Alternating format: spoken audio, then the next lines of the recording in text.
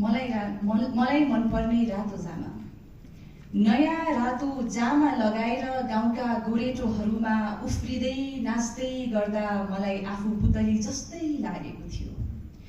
भोक प्यास र मनको डर पनि भागेको थियो।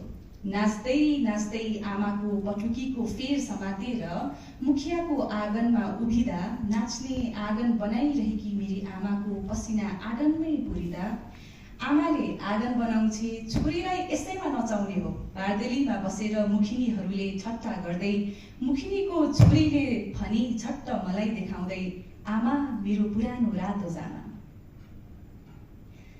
यति बेला नै हो मुस्कानको सट्टा मेरो अनुहारभरि आक्रोश छाएको। मुखियाको आँगन टेकिरहेका मेरा पैतला झन्झनाएको। पर दलानको कुनामा बसेर निस्तो रोटी खाइरहेका बालाई हेर्दै म ढुकसँग एउटा प्रश्न निलिरहेकी थिएँ। बाले जोतेको बारीमा भरभराएको अन्नले मुखियाको भकारी भरिन्छ, तर हाम्रो त पेट पनि भरिँदैन। आमाको हातहरूले सियोमा धागो छिराउँदा देखेका तिम्रा शोषणका विषालु चालहरू चुडालिन्छन् अब तिमीले बाँधिदिएका जन्जिर अनि बनाएका हाम्रा हालहरू। बारदलीको हाँसोलाई छायामा पार्दै मेरो कानमा एकाएक गुन्जिन थाल्यो काकाले आँगनमा हँसिया पिट्दा निस्किएको आवाज।